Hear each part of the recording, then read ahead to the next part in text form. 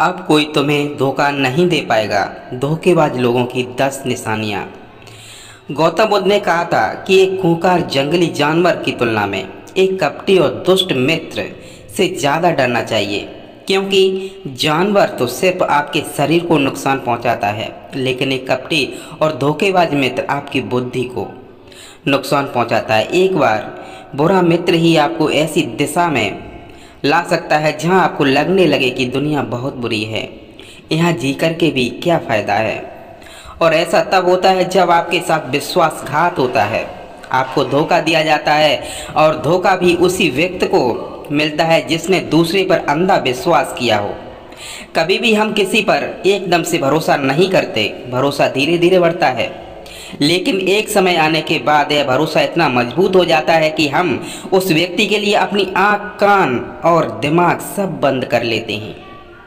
और फिर ऐसी स्थिति में ही हमारा सबसे विश्वास पात्र व्यक्ति हमें इतना बड़ा धोखा दे देता है कि हमारी दुनिया पर से भरोसा उठ जाता है और हम हर किसी को शक की नज़र से देखने लगते हैं।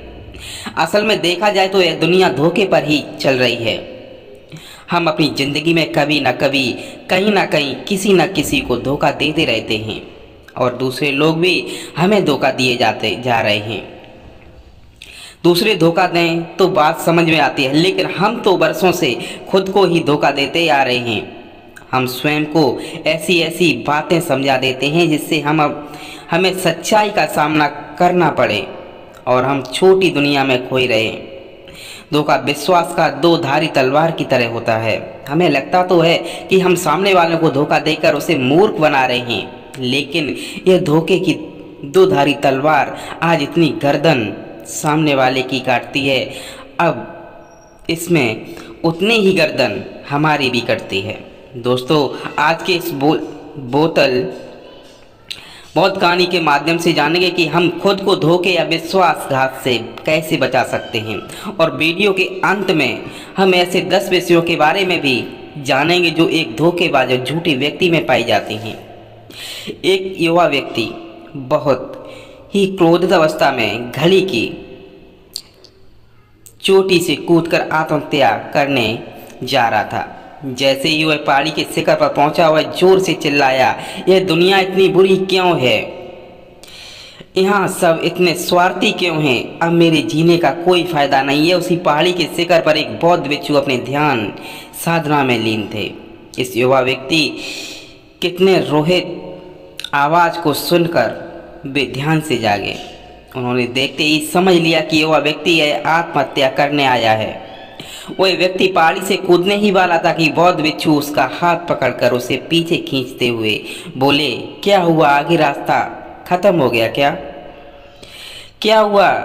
व्यक्ति ने कहा कि कैसा रास्ता? यहाँ तो कोई रास्ता ही नहीं है, मैं तो यहाँ से कूदकर आत्महत्या करने वाला हूँ। बौद्ध भिक्षुओं ने कहा, मरना तो एक दिन सभी को है, लेकिन तुम्हें इतनी जल्दी क्यों है? युवा व्यक्ति ने कहा, क्योंकि यह दुनिया रहने लायक नहीं है। यहाँ सब स्वार्थी हैं, सब धोखेबाज हैं। मैंने जिस पर भी भरोसा किया सभी ने मुझे धोखा दिया। मेरे सगे भाई ने मुझे धोखा दिया, मेरे मित्रों ने मुझे धोखा दिया, लेकिन आज तो हद ही हो गई, मेरी पत्नी ने भी मुझे धोखा दे दिया। वह वही अमीर व्यापारी के साथ चली गई। इतने सारे धोखे मिलने के बाद अब मेरा इस दुनिया में जीने का कोई मतलब नहीं है। इस स्वार्थी दुनिया में कोई भी भरोसे लायक नहीं है, इसलिए मैं आत्महत्या करने जा रहा हूँ। बौद्ध भिक्षु ने कहा, क्या तुम स्वार्थी नहीं हो? क्या तुम पर भरोसा किया जा सकता है? व्यक्ति ने कहा, मैं आज तक किसी को धोखा नहीं दिया, किसी को साथ विश्वासघात नहीं किया। आप चाहो तो मेरे गांव में जाकर भी पूछ सकते हो। लोग अक्सर मेरा फ़ायदा उठाते रहते हैं, लेकिन मैंने आज तक किसी के साथ बुरा नहीं किया। बौद्ध भिक्षु ने कहा, मैं तुम पर भरोसा नहीं कर सकता। तुम्हें मुझे यह सिद्ध करके दिखाना पड़ेगा कि तुम एक स्वार्थी व्यक्ति नहीं हो।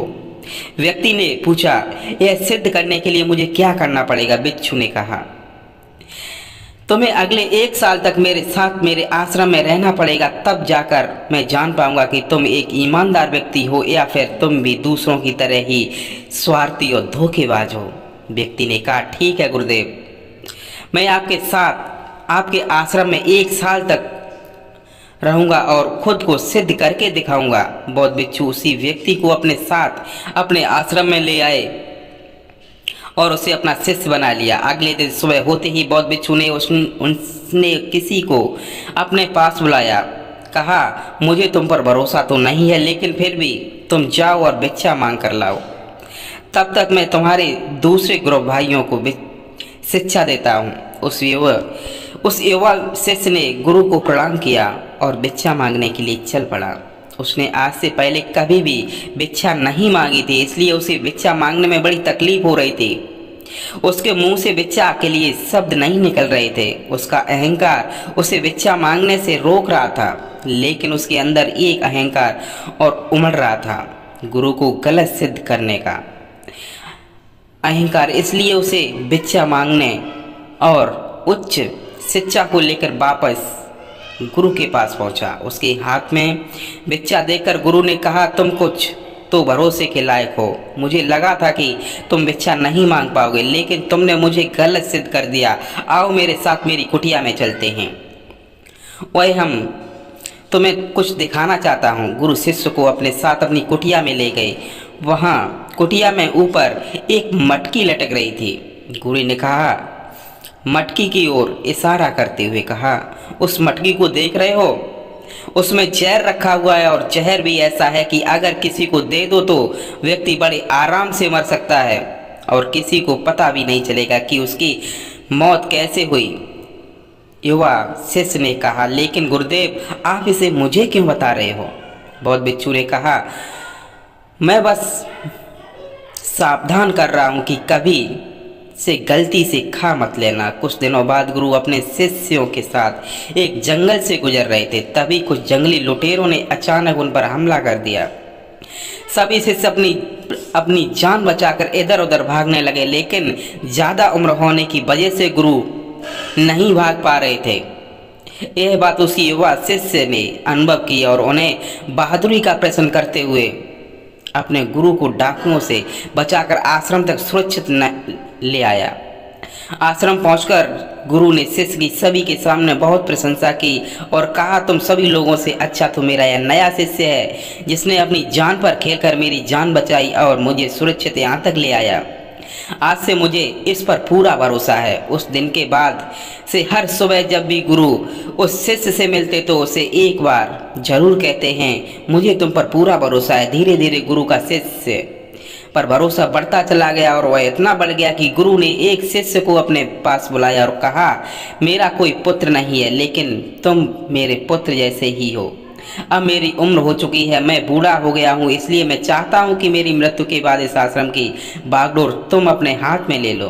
किसी ने कहा, गुरुदेव अगर आपकी यही इच्छा है तो मैं आपकी खुशी के लिए यह जिम्मेदारी भी उठाऊंगा। इतना कहकर शिष्य वहां से चला गया। कुछ दिनों बाद गुरु बीमार पड़ गए तो उन्होंने आश्रम के सभी शिष्यों को बुलाकर घोषणा कर दी कि मेरे बाद इस आश्रम का संचालन यह युवा शिष्य करेगा। धीरे धीरे दिन बीतने लगे और उसी वजह से मन में बेचैनी बढ़ने लगी। वह जल्द से जल्द आश्रम को अपने कब्जे में लेना चाहता था। वह हर सुबह गुरु के पास जाकर यही देखता कि गुरु के स्वास्थ्य में कोई प्रभाव पड़े या नहीं, लेकिन गुरु का स्वास्थ्य 2 दिन प्रतिदिन अच्छा होता जा रहा था। अब तो उसके सब्र का बांध अब टूटने लगा। उसके रातों की नींद चली गई। वह हर समय यही सोचता रहता कैसे गुरु को रास्ते से हटाया जाए और किसी को पता भी न चले। कभी वह सोचता कि गुरु को नदी में धक्का दे देता हूँ, लेकिन अगले ही पल उसे ख्याल आया कि गुरु को अच्छे से तैराक है, वह तैरकर बाहर आ जाएंगे। फिर कभी सोचता गुरु को गला दबाकर मार देता हूँ। सब जानते हैं कि मैं गुरु का भरोसेमंद हूँ, इसलिए मुझ पर किसी को शक भी नहीं होगा। लेकिन फिर वह सोचता कि अगर थोड़ी सी भी चूक हो गई तो इस बात बिगड़ सकती है। मुझे कोई ऐसा तरीका ढूंढना होगा जिसमें गुरु की मौत भी हो जाए और सभी को यही लगे कि यह एक स्वाभाविक मृत्यु थी और भगवान को यही मंजूर था। एक दिन वह शिष्य गुरु के पास उनकी कुटिया में बैठा हुआ था। तभी उसकी नज़र ऊपर लटकी रही मटकी पर पड़ी। उसे याद आया कि गुरु ने कहा था इसमें जहर है, और जहर भी ऐसा जिसका किसी को पता नहीं चलता। उसने सोचा कि यही सही रहेगा, यह जहर गुरु को दे देता हूँ और किसी को पता भी नहीं चलेगा कि उनकी मृत्यु कैसे हुई। फिर पूरे आश्रम में सिर्फ मेरा नियंत्रण होगा। अगले दिन उसे चुपके से गुरु की कुटिया से वो जहर चुरा लिया और उसे गुरु के खाने में मिला दिया। गुरु ने खाना खा लिया और रात में सोने चले गए। लेकिन जब सुबह हुई तो पूरा आश्रम जागा, पर गुरु ही नहीं जागे। शिष्यों ने गुरु की कुटिया में जाकर देखा तो पता चला कि गुरु की मृत्यु हो गई। जब यह बात उस युवा शिष्य को पता चली तो अंदर ही अंदर बहुत खुश हो गया और आश्रम को अपने नियंत्रण में लेने का काम शुरू कर दिया। उसी आश्रम में गुरु का एक सबसे पुराना शिष्य भी था। वह चुपचाप यह सारी घटनाएं देख रहा था। वह अपनी कुटिया में गया और वहां से एक औषधि ले आया और वह औषधि गुरु को पिला दी। थोड़ी ही देर में गुरु की चेतना लौट आई और वह एकदम स्वस्थ होकर बैठ गए। यह सब देखकर उस युवा शिष्य के पैरों तले जमीन खिसक गई। वह बुरी तरह घबरा गया। गुरु ने बाकी के सभी शिष्यों को अपने अपने कामों में वापस भेज दिया और उस युवा शिष्य को अपने पास बुलाकर कहा, क्या तुम अभी भी विश्वास करने लायक हो? क्या तुमने मुझे धोखा नहीं दिया? क्या तुम स्वार्थी नहीं हो? वह युवा शिष्य गुरु के चरणों में गिर पड़ा और बोला, पता नहीं कि अपराध मुझसे कैसे हो गया। मैंने आज से पहले कभी भी किसी को धोखा नहीं दिया था। लोग मुझे धोखा देते आए, लेकिन पता नहीं क्यों और कैसे मैंने आज आपको धोखा दे दिया। गुरु ने कहा, तो मुझे धोखा दे ही नहीं सकते थे, क्योंकि मैंने तुम पर कभी भरोसा किया ही नहीं था। मैं कभी किसी भी इंसान पर भरोसा नहीं कर सकता। मैं केवल उसी पर भरोसा करता हूँ जो मैं अपनी आंखों से देखता हूँ। और मुझे तुम्हारे अंदर लालच दिखाई दे रहा था, और यह लालच भी मैंने ही तुम्हें जानबूझकर दिया था, क्योंकि कोई भी व्यक्ति केवल 3 कारणों से ही किसी के साथ विश्वासघात करता है। पहला स्वार्थ, दूसरा लाल और तीसरा ईर्ष्या। उस युवा भिक्षु ने गुरु से पूछा, लेकिन गुरुदेव, मैं खुद कोई स्वार्थ, लालच और ईर्ष्या से कैसे मुक्त कर सकता? गुरु ने कहा, खुद को पढ़ो, खुद को जानो, खुद के भीतर उतरने का प्रयास करो। इंसान के भीतर बड़ी संभावना है। वह खुद को कुछ भी बना सकता है, वह कुछ भी हो सकता है। और जब तुम्हें कोई बदलाव आए तो खुद के भीतर झांक कर यह जानने का प्रयास करो कि तुम क्यों बदल रही हो, कौन तुम ही बदल रहा है, यह बदलाव अच्छा है या बुरा। खुद का आत्मनिरीक्षण करने का प्रयास करो। गुरु के सब शब्द सुनकर शिष्य ने फिर उनके पैर पकड़ लिया और कहा, गुरुदेव, मैं आपका ही बनकर रहना चाहता हूँ। यह ज्ञान प्राप्त करना चाहता हूँ कि मैं कौन हूँ, क्या हूँ और क्यों बदल जाता हूँ। गुरु ने कहा, हमारे आसपास ऐसे बहुत से लोग होते हैं और ऐसे बहुत से लोग मिलेंगे जो इस बात की मिसाल हैं कि उन्होंने अपने स्वार्थ, लालच और ईर्ष्या के बस में आकर कभी भी किसी को धोखा नहीं दिया, किसी के भीतर भी विश्वासघात नहीं किया। धोखा इंसान तभी देता है जब उससे लगता है कि जो वह कर रहा है उसको कोई देख नहीं रहा है और भविष्य में भी किसी को उसका पता नहीं चलेगा और वह जो कर रहा है वही सही है। हालांकि पकड़े जाने के बाद खुद को बचाने के लिए वह तर्क और देता है कि मैं तो कुछ कर ही नहीं सकता, मेरे पास यही आखिरी रास्ता बचा था, मैं मजबूर था। लेकिन हर धोखे के पीछे की सच्चाई यही है कि व्यक्ति उसे जानबूझकर अपने फायदे के लिए करता है। गुरु ने शिष्य की आंखों में देखते हुए कहा, याद रहे, हम जब भी किसी को धोखा देते हैं तो हम उसकी आंतरिक चेतना को ठेस पहुंचाते हैं और यह इतनी बुरी तरह आहत हो जाता है कि उसका किसी पर भरोसा नहीं रह जाता और मैं अंदर से बहुत दुखी और खुद को बड़ा अकेला महसूस करने लगता है।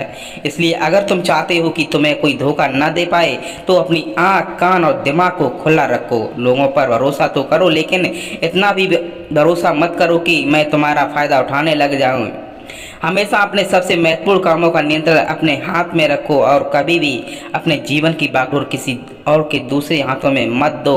और बीच बीच में खुद की भी जांच पड़ताल करते रहो कि जिस धोखे से तुम बचना चाहते हो कहीं वैसा ही धोखा तुम और तो किसी और के साथ नहीं कर रहे हो। और अगर फिर भी तुम्हें कोई धोखा देता है तो निराश मत होना, क्योंकि हर एक धोखा इंसान को कुछ न कुछ सिखा कर जाता है। धोखे खाने के बाद इंसान पहले से भी कहीं ज़्यादा सतर्क और समझदार हो जाता है। इसलिए सिर्फ एक धोखे की वजह से खुद की जिंदगी को बर्बाद मत करो और इसे एक सीख समझकर आगे बढ़ जाओ। गुरु ने कहा, यह 10 निशानियां एक धोखेबाज इंसान की, एक चालाक इंसान की जो तुम्हें धोखा दे सकता है, तुम्हारी मन की शांति तक छीन सकता है, तुम्हें निराश के गहरे सागर में डुबोकर तुम्हारी जिंदगी तक खत्म कर सकता है। पहली निशानी है, जो इंसान झूठा धोखेबाज होगा वह तुमसे सब छुपाएगा, मैं उसके बारे में दूसरे लोगों से पता चलेगा, जब तुम पूछोगे तो वो बोलेगा कि बताना ही भूल गया। साथ बहुत लंबा वक्त बिताने के बाद भी फिर उसके बारे में कुछ खास पता नहीं होगा। क्यों? तुम्हारे बारे में सोचता क्या है, उसके जीवन में चल क्या रहा है, तो हमेशा उसके बारे में दुविधा में ही रहोगे, क्योंकि मैं तुमसे हर एक बात छुपाएगा, क्योंकि वह एक सच्चा इंसान है ही नहीं। एक सच्चे इंसान को कोई परेशानी नहीं होती अपने बारे में बताने के में, लगभग हर बात तुम्हारे साथ साझा कर लेता है, लेकिन जो धोखेबाज होगा वह बड़ी सावधानी से चलता है। तो यह बात हमें गौर करनी चाहिए कि जिस इंसान के साथ हम रिश्ते में हैं, जिसे हम अपनी ज़िंदगी सौंपने वाले हैं, जिसके साथ हम प्रेम का विश्वास का सौदा करने वाले हैं, क्या वह अपनी पूरी ज़िंदगी हमारे साथ एक खुली किताब की तरह साझा करता है या नहीं, या वह हमसे चीज़ छुपाता है। अगर छुपाता है तो वह इंसान एक बहुत बड़ा धोखेबाज है। दूसरी निशानी, जो इंसान धोखेबाज होता है और जिसका हमसे सच्चा प्रेम नहीं होता, उसे हमारी परवाह कभी नहीं होती। हम चाहें उसकी कितनी भी परवाह कर लें, कुछ भी कर दें उसके लिए, लेकिन उसे जरा सी परवाह नहीं होगी। और ऐसा एक बार नहीं बार बार देखने को मिलेगा, लेकिन हम इसे देखकर भी अनदेखा कर देते हैं। यह हमारी गलती है, हम अपने मुंह के चलते सच आंखों के सामने होते हुए भी उसे देख नहीं पाते।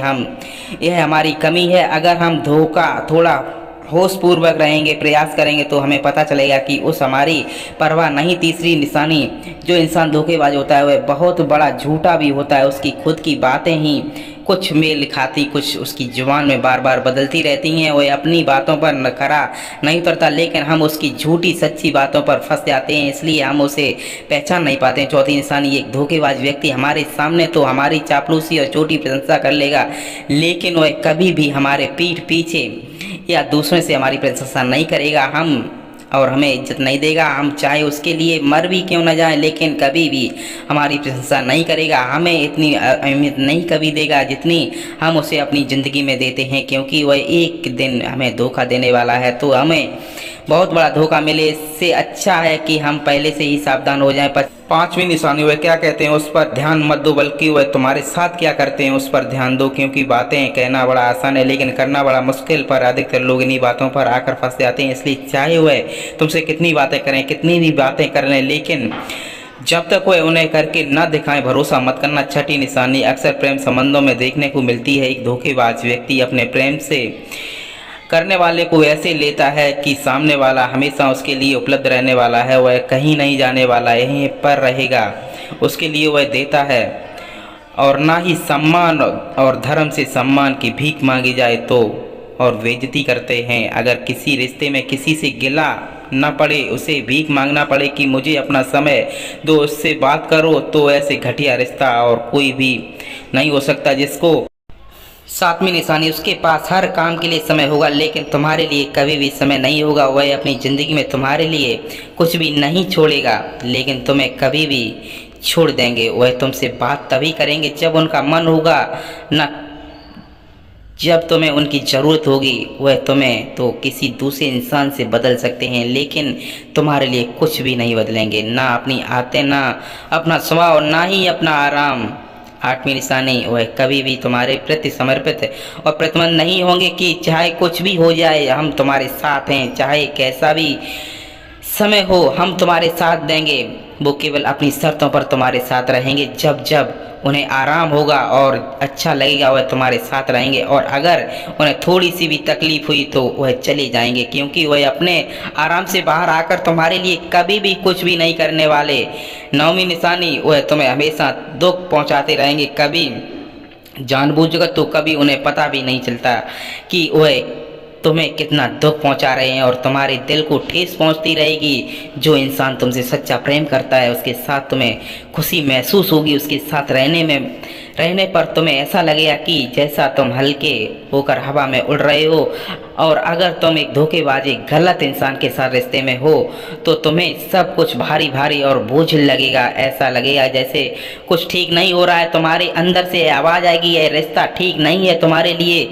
पर अगर तुम उसे सुनकर भी अनसुना कर देते हो तो यह तुम्हारी गलती है। 10वीं निशानी, तुम उनकी ज़िंदगी में कहीं न कहीं होते हो, लेकिन कुछ विशेष नहीं होते तुम्हारी उनकी ज़िंदगी में। वह जब चाहे छोड़ देंगे तुम्हें अपनी ज़िंदगी।